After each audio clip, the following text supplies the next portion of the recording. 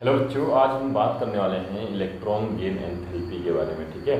और उसमें भी हम देखेंगे कि जो हमारा सबसे एक्सेप्शनल केस है पीरियोडिक टेबल में, जो सेकंड पीरियड है, उसमें जो एलिमेंट्स हैं उनकी इलेक्ट्रॉन गेन एंथैल्पी क्या क्या होगी और कैसे होगी, रीजन के साथ हम इनको डिटेल में समझेंगे। चलिए ध्यान से यहाँ देखिए और सीखते हैं इसको। सबसे पहले मैं आपको इलेक्ट्रॉन गेन एंथैल्पी के बारे में बताता हूँ बच्चों। इलेक्ट्रॉन गेन एंथैल्पी बिल्कुल आसान है। कोई अगर आपका न्यूट्रल एटम है, मैं यहाँ पर एटम लिख दे रहा हूँ। अगर एटम हमारे पास है, ठीक है, और उस एटम को अगर हम एक इलेक्ट्रॉन देते हैं तो क्या बना लेगा, आपका नेगेटिव बना लेगा। एटम के ऊपर क्या आएगा, नेगेटिव आयन आपका बना लेगा। ठीक है। तो किसी एटम द्वारा इलेक्ट्रॉन पूरा कंप्लीट रिसीव करने की जो प्रोसेस होती है, that is known as electron affinity, उसको हम बोलते हैं इलेक्ट्रॉन एफिनिटी बोलते हैं।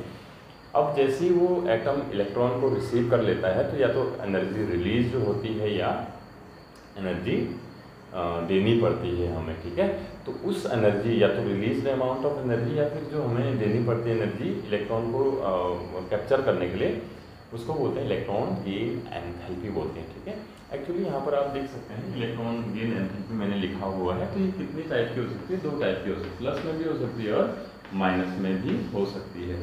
देखिए दोबारा से समझिए एक बार, एटम है और एटम में इलेक्ट्रॉन आ रहा है। कितने जल्दी इलेक्ट्रॉन आ रहा है, कंप्लीट इलेक्ट्रॉन का ट्रांसफर होना चाहिए। एक इलेक्ट्रॉन बाहर से एटम में आना चाहिए, उसको इलेक्ट्रॉन एफिनिटी बोलेंगे। क्या बोलेंगे, इलेक्ट्रॉन एफिनिटी बोलेंगे। अब जैसे ही हमारे पास इलेक्ट्रॉन इसमें आया और ये स्टेबल हो गया, स्टेबल हो गया तो एनर्जी को क्या करेगा, एनर्जी को करेगा रिलीज। तो ये एनर्जी हमेशा जो रिलीज एनर्जी है तो किसमें होगी वैल्यू, जब भी एनर्जी रिलीज होती है उसको वैल्यू माइनस में होती है ना। लेकिन कुछ कुछ जैसे नोबल गैस है, नोबल गैस में हमारा हीलियम आता है। हीलियम में अगर हम 1 इलेक्ट्रॉन यहाँ पर हम इसमें ऐड करते हैं तो ये ऑलरेडी स्टेबल है, तो इलेक्ट्रॉन को लेना नहीं चाहेगा, है ना।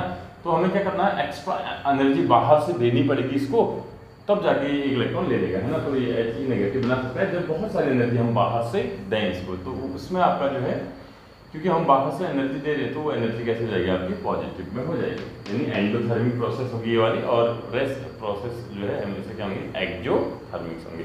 चलिए इतनी कहानी आपको जरूर समझ में आ गई होगी। तो अगर कभी एनर्जी रिलीज होती है, इलेक्ट्रॉन रिसीव करने के बाद एनर्जी रिलीज होती है तो उसको माइनस में लिखते हैं बच्चों, और अगर इलेक्ट्रॉन रिसीव करने के लिए एनर्जी देनी पड़ती है तो उसको हमेशा किस में लिखेंगे, प्लस में लिखेंगे। ठीक है इतना। चलिए अब आते हैं बच्चों द मोस्ट एक्सेप्शनल केस में, हम आते हैं सेकंड पीरियड एलिमेंट्स में। तो स्टार्ट होता है बच्चों हीलियम के बाद लिथियम से स्टार्ट होता है। Lithium, beryllium, boron, carbon, nitrogen, oxygen, chlorine and neon.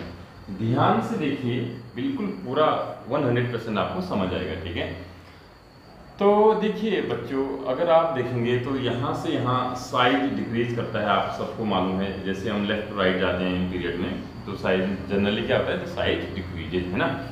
तो जब साइज छोटा छोटा छोटा होते जाता है तो न्यूक्लियस, और जो न्यूक्लियस होता है और जो इलेक्ट्रॉन बाहर से आ रहा होता है उसकी एफिनिटी बढ़ेगी। आपको समझ में आता है ना, जितना न्यूक्लियस के नज़दीक इलेक्ट्रॉन होगा उतना जल्दी इलेक्ट्रॉन अंदर आ जाएगा, न्यूक्लियस को खींच लेगा, है ना। तो कायदे से होना क्या चाहिए बच्चों, कायदे से होना चाहिए कि इसका साइज बहुत बड़ा है या साइज छोटा छोटा छोटा छोटा होते जा रहा है ऐसे। तो होना क्या चाहिए था कि इलेक्ट्रॉन गेन एंथैल्पी, अब ये रिसीव करेगा, सब रिसीव करेंगे, यहाँ पर रिसीव करेंगे तो एनर्जी रिलीज करेंगे। तो सबसे ज़्यादा अब माइनस में है एनर्जी, मैं उस चीज़ को हटा रहा हूँ अभी। हमेशा जो रिलीज अमाउंट ऑफ एनर्जी आएगी वो किस में आएगी, माइनस में आएगी। ठीक है। तो सबसे ज़्यादा एनर्जी कहाँ रिलीज होनी चाहिए, जो जल्दी से अट्रैक्ट करेगा, है ना। तो इधर से ऐसे करके इंक्रीज होना चाहिए। ठीक है। ये कम ज़्यादा ज़्यादा ज़्यादा, ये और इलेक्ट्रोनेगेटिव हैं, इसका साइज बहुत छोटा होता है तो ये फटाफट से इलेक्ट्रॉन को रिसीव करेगा और बहुत सारे एनर्जी को रिलीज करेगा, है ना। तो ये ऑर्डर होना चाहिए था, but that is not the correct answer, correct order. ये आपका करेक्ट ऑर्डर नहीं होता है। आपको यहाँ पर पूरा समझ में आ रहा होगा। मैंने कहा था जो नोबल गैस होते हैं वो तो इलेक्ट्रॉन लेना ही नहीं चाहते, तो उसकी तो सबसे कम हो जाएगा। तो यहाँ पर एक एक्सेप्शनल केस तो आपको जरूर समझ में आ रहा होगा कि वो है नियॉन, क्योंकि नोबल गैस है तो ये तो इलेक्ट्रॉन लेगा ही नहीं, तो इसकी एनर्जी जो रिलीज अमाउंट ऑफ एनर्जी है इसकी तो बहुत कम होगी। तो हमारा आंसर कुछ ऐसा आएगा बच्चों, सबसे कम एनर्जी जो है किसकी होने वाली है यहाँ पर, नियॉन के होने वाले।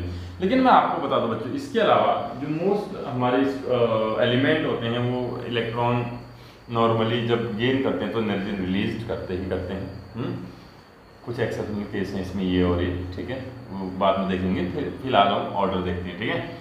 अब देखिए बच्चों, अब कैसे मालूम चले किसका ज़्यादा इंक्रीजिंग ऑर्डर में हमने अगर अरेंज करना है, तो इसका एक सबसे सिंपलेस्ट मेथड है बच्चों। फैक्टर बहुत सारे यहाँ पर वैल्यू रखते हैं, लेकिन सबसे इजी मेथड मैं आपको बता रहा हूँ, इलेक्ट्रॉनिक कन्फिग्रेशन, है ना। इसका आउटरमोस्ट का मैं सबका लिख दे रहा हूँ। इसका होगा 2s1, तो मैं इसको ऐसे लिख दे रहा हूँ, 2s1, 1s2, 2s1 हो जाएगा इसका, ठीक है। इसका कितना हो जाएगा, 1s2, 2s1, ठीक है।